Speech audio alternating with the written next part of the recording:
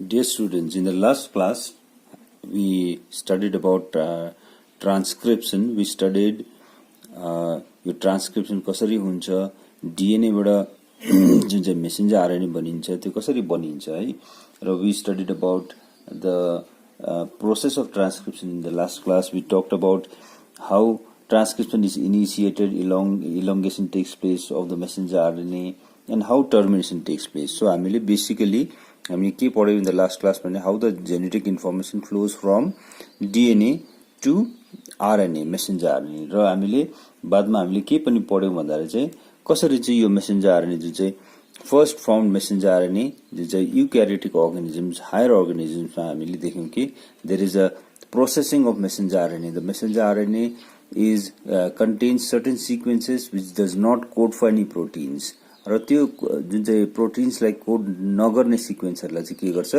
it is cut and removed. So we studied a process that was known as splicing. So finally a mature messenger RNA was formed. Now this messenger RNA is ready to undergo the next step, that is translation. Translation means conversion of the genetic information in the form of messenger RNA into the form of proteins. र proteins भन्दाखेरि चाहिँ proteins are made up of number of amino acid sequences joined to each other. So it's a long polypeptide chain in fact. So this process of transfer of genetic information from messenger RNA to proteins is called translation. So here in this class we are going to talk about how this happens, how the genetic information from messenger RNA is read and how it is converted into the form of chain of polypeptides. So how it is read, what is the molecule that reads, and all these details we'll be studying. So we are basically studying genetic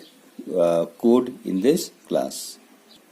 Now let us recall the process of replication and transcription. Replication means हामीलाई यादै छ DNA बाट DNA form हुने है, new copies of DNA.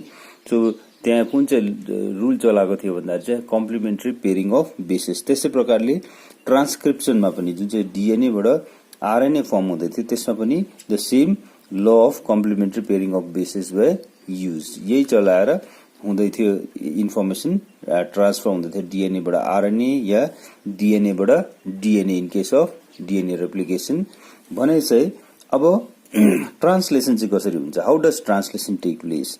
So how is the genetic information that is there in the messenger RNA converted into the form of a protein?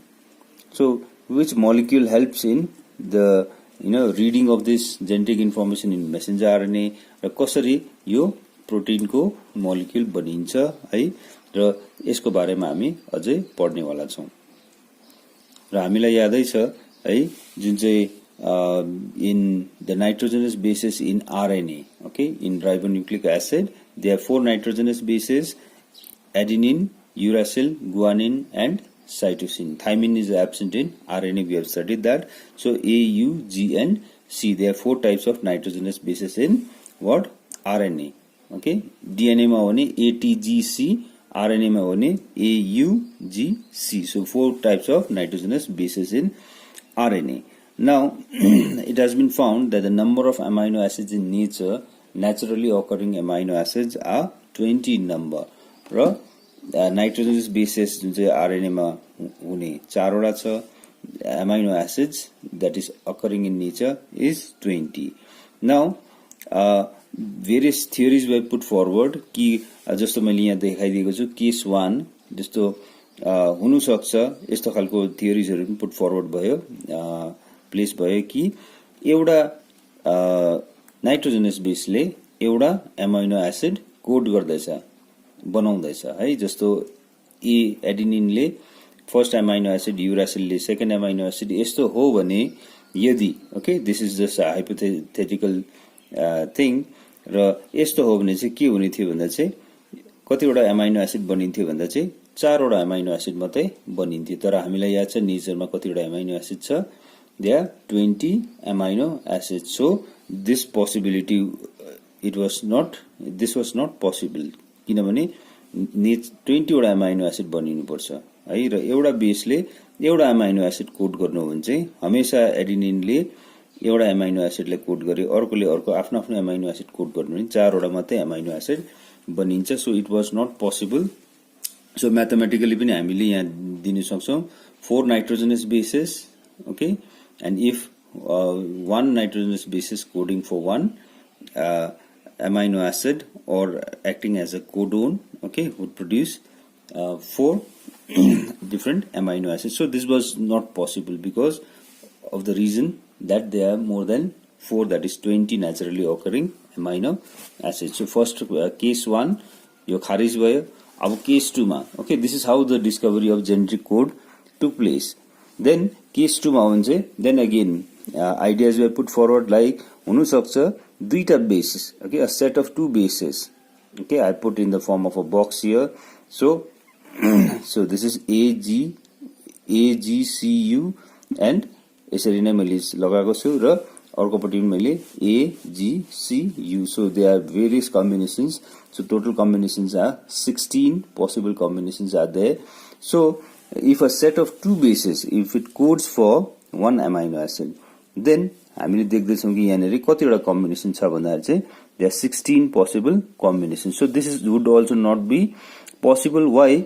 Because there are more than 16 amino acids. यहाँ चाहिँ 16 वटा codon मात्रै हुँदैछ. 4 nitrogenous bases raised to the power of 2, a set of 2 bases. Okay, so 4 raised to the power 2 is 16 codons, whereas the number of amino acid is, we have discussed already, is 20. So गर्दा चाहिँ amino acid बेसी भयो, codon कम्ती भयो. Okay, so again this was also not found to be true.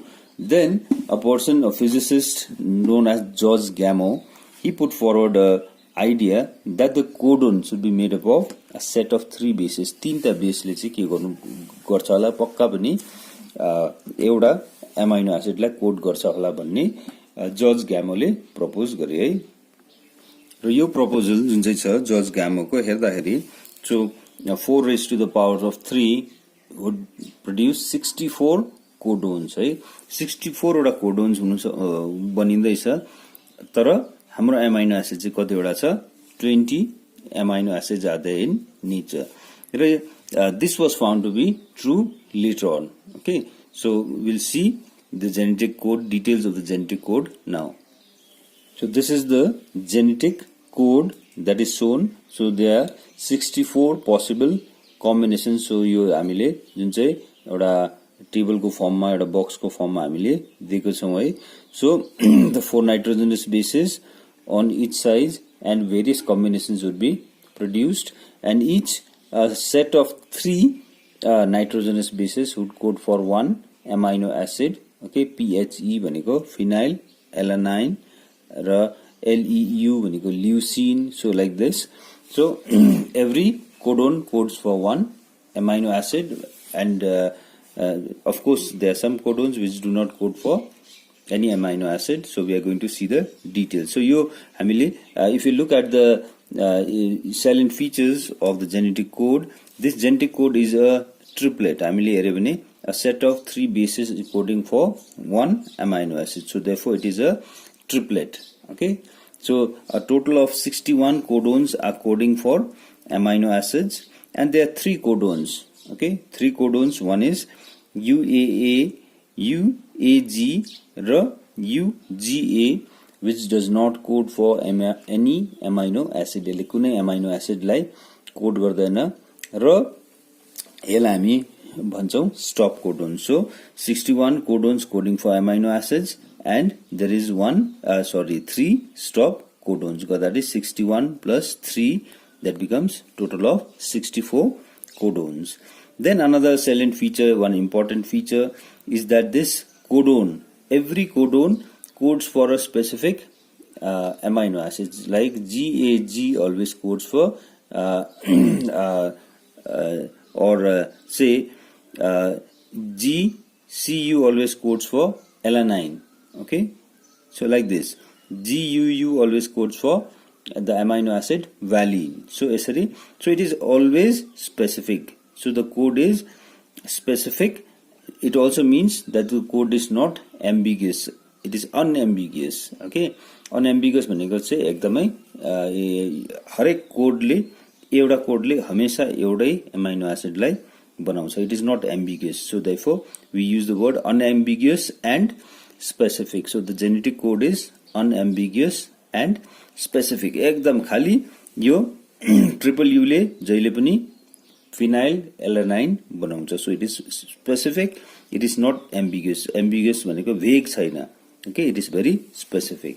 So that is the second important feature of the genetic code. Third important feature, किनभने हामीले देखेको छौं यहाँनेरि there are 64 possible कोडोन्स. यहाँनेरि 64 कोडोन्स छ, तर एमाइनो एसिड चाहिँ 20 वटा मात्रै छ.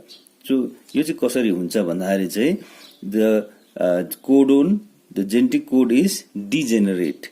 Degenerate matlab there are more than one amino acids that are coded by there is one amino acid that is coded by more than one codons. Okay, एउटा amino acid लाई जस्तो हामीले यहाँ हेर्यौं serine. Okay, यो same amino acid हो serine, तर codon जुन चाहिँले कोड गर्दछ यसलाई UCU ले पनि कोड गर्छ, UCC ले पनि कोड गर्छ, UCA ले पनि कोड गर्दछ, UCG ले पनि सेम एमाइनो एसिड बनाउँदैछ भने चाहिँ यो प्रपर्टीलाई हामी भन्छौं this feature it is called degenerate. So more than one codon codes for a particular amino acid. तर यो पनि होइन कि इट इज नट स्पेसिफिक भन्ने होइन. हरेक कोडोनले आफ्नो आफ्नो के छ एमाइनो एसिड छ, तर एउटै एमाइनो एसिडलाई थुप्रोवटा कोडोनले कोड गर्नु सक्छ. So that is what is called the degenerate. Okay, the term degenerate. Then the codon in the messenger RNA is read in a continuous fashion. So one after the other. जुन चाहिँ यहाँनेरि codon छ जस्तो messenger RNA मा suppose say the first codon is AUG. Okay, AUG ले अब के code गर्छ त्यहाँदेखि नेक्स्ट मा फर्स्ट मा AUG ले कुन चाहिँ एमाइनो एसिड कोड गर्छ फर्स्ट एमाइनो एसिड, त्यहाँदेखि CCC ले सेकेन्ड amino acid. So यसरी it is read in a continuous fashion. Then the next thing is this code is almost universal. So bacteria देखि लिएर humans देखि लिएर कुनै पनि organisms मा चाहिँ the codon is true in all cases. Just to say triple U ले phenylalanine हरेक organism मा बनाउँछ. So it does not differ from species to species. र अर्को कुरा चाहिँ के छ भने जुन चाहिँ the codon that is AUG has dual functions. जस्तो हामी यहाँ देख्दै छौं AUG it has two functions. Okay, two functions. Here we see MET भनेको methionine. Okay, the amino acid methionine. So AUG is coding for methionine and at the same time it is a initiator codon also. जस्तो यहाँनेरि मैले देखाइदिएको छु है यो जुन चाहिँ codon हमेशा कोडोन चाहिँ कहाँ हुन्छ भन्दाखेरि चाहिँ मेसेन्जर आरएनए मा. Okay, don't get confuse DNA मा हैन, मेसेन्जर आरएनए मा. सो मेसेन्जर आरएनए मा what is the first codon here? It is AUG. So a set of 3 nitrogenous bases is acting as a codon. So AUG. So AUG codes for the first amino acid. भनेपछि यो first amino acid के हुनु पर्यो? यहाँनेरि AUG छ भने यहाँ first amino acid जहिले पनि starting, because it is starting the process of synthesis of polypeptide or protein. So the first amino acid is nothing but methionine. So AUG को दुईटा फंक्शन छ. One that AUG codes for methionine and the other that it is acting as a initiator codon, starting codon. So it is starting the process of synthesis of amino acid sequence. Okay, now remember the last class हामीले पढेको थियौ जुन चाहिँ process of transcription that takes place in the nucleus and the process of translation takes place in the cytoplasm of the cell. र यो जुन चाहिँ हामीले अहिले भर्खरै पढ्यौं genetic code. Okay, with 64 possible this codons, out of which 61 codes for amino acids, 3 are stop codons जुन चाहिँ हामीले पढ्यौं अहिले भर्खर. र यो चाहिँ कोडोन्सहरु कहाँ छ भन्दाखेरि चाहिँ यो चाहिँ मेसेन्जर आरएनए मा भएको जुन चाहिँ सिक्वेन्स अफ बेसेसहरु हो. र यो सिक्वेन्स अफ बेसेसको आधारमा नै के भनिन्छ? एमाइनो एसिड सिक्वेन्स भनिन्छ. तर कसरी चाहिँ बनिन्छ के कुनै एउटा यस्तो मोलिक्युल छ होला जुन चाहिँले चाहिँ के गर्छ information in the messenger RNA is converted to the form of amino acid sequence. So यो हेर्दै जाँदाखेरि चाहिँ later on it was found that it is nothing but it is the transfer RNA or the tRNA molecule that is acting as an adapter molecule. So it was acting as an adapter molecule. भन्नुको मतलब चाहिँ के भन्नु चाहेको भन्दाखेरि चाहिँ on one hand this transfer RNA, I am showing you this figure of transfer RNA molecule. Okay, suppose say for example this is one transfer RNA, this is other transfer RNA. So यो transfer RNA molecule मा चाहिँ हामी देख्छौं. So there are two ends. One is a particular, this end is known as the जतापटि amino acid carry गर्छ है, यसलाई हामी भन्छौं amino acid acceptor end. Okay, so यो र अर्कोपट्टि चाहिँ यो भयो amino acid acceptor end. Okay, जस्तो से यहाँनेरि सेरिन छ भने यहाँ टाइरोसिन amino acid छ भने अर्कोपट्टि चाहिँ यो ट्रान्सफर आरएनए को अर्को एन्डलाई चाहिँ हामी भन्छौं this is the anticodon. Okay, anticodon end त्यहाँनेरि they are set of 3 bases एन्टिकोडोनमा र एन्टिकोडोन को फेरि ठीक कम्प्लिमेन्टरी चाहिँ कहाँ छ भन्दा चाहिँ so this red line that is shown here this is the messenger RNA. Okay, र मेसेन्जर आरएनए मा जुन चाहिँ भएको नाइट्रोजनस बेसिस छ this is the codon. So this यो भयो codon. Okay, the codon here is AGU and इसको ठीक complementary AUGCUA.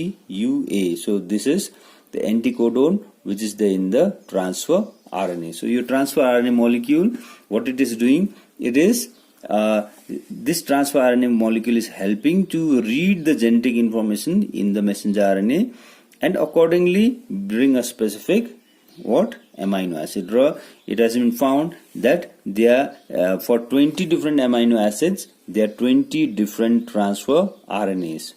20 amino acids, accordingly 20 specific transfer RNAs. Just so this is a transfer RNA which will always bring in which amino acid? Tyrosine. र त्यसको एन्टिकोडोन एन्डमा के छ AUG र UCA चाहिँ के हो कोडोन.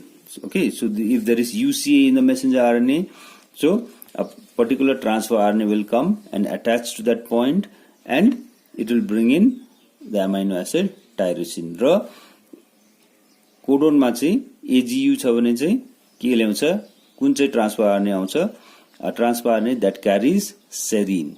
Okay, so यसरी one by one the amino acids are brought in and then the amino acids are joined together to form a chain.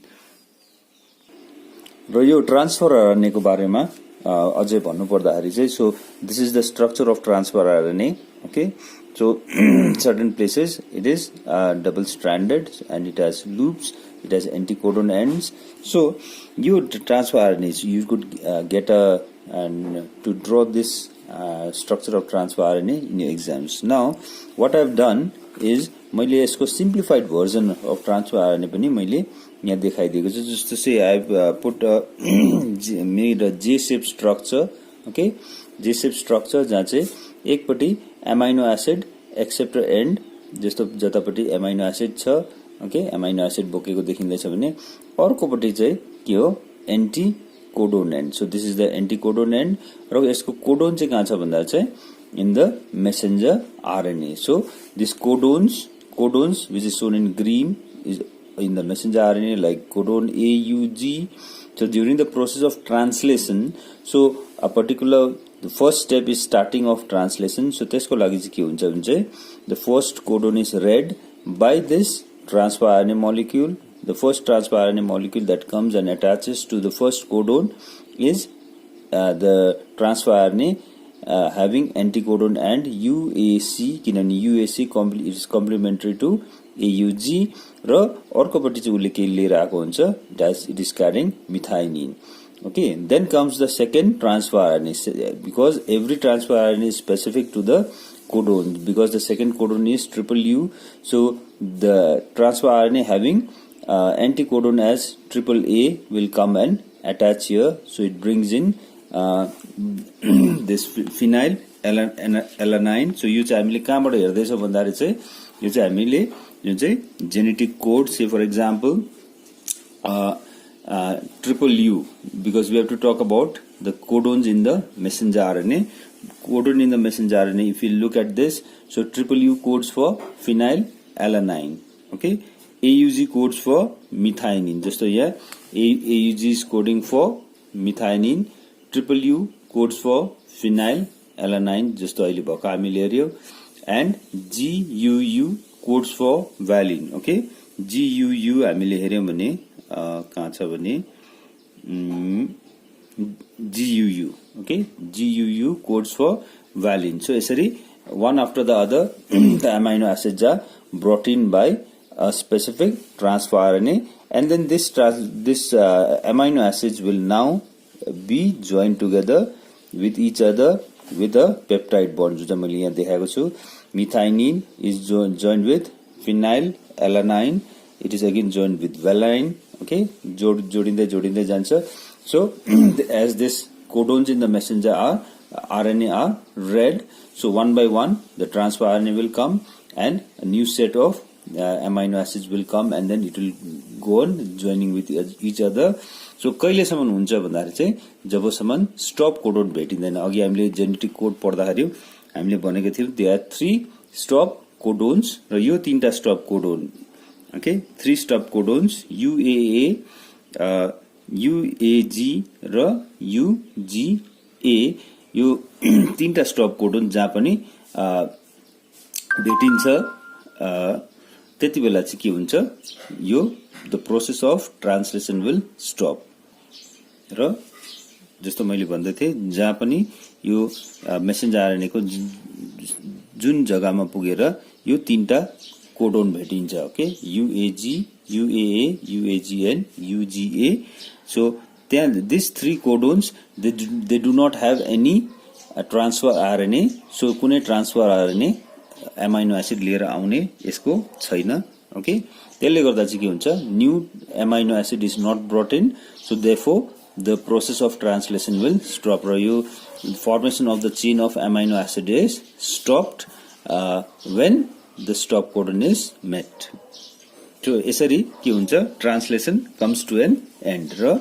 र आजको क्लासमा हामीले बेसिकली के पढ्यो भन्दाखेरि चाहिँ we talked about genetic code र कस्तो प्रकारले चाहिँ how this genetic code is read by the transfer RNAs. So we also discussed that there are 20 different amino acids, and for 20 different amino acids there are 20 specific transfer RNAs.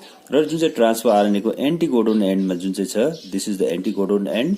एन्टिकोडोन end that is specific to the codon. So every transfer RNA carries a specific amino acid. So with this we wind our class today.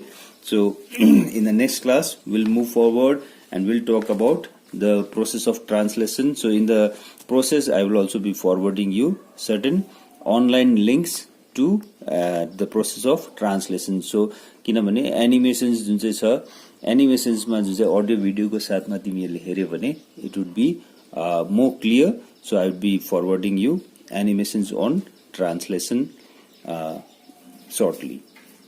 With this we wind up our class today.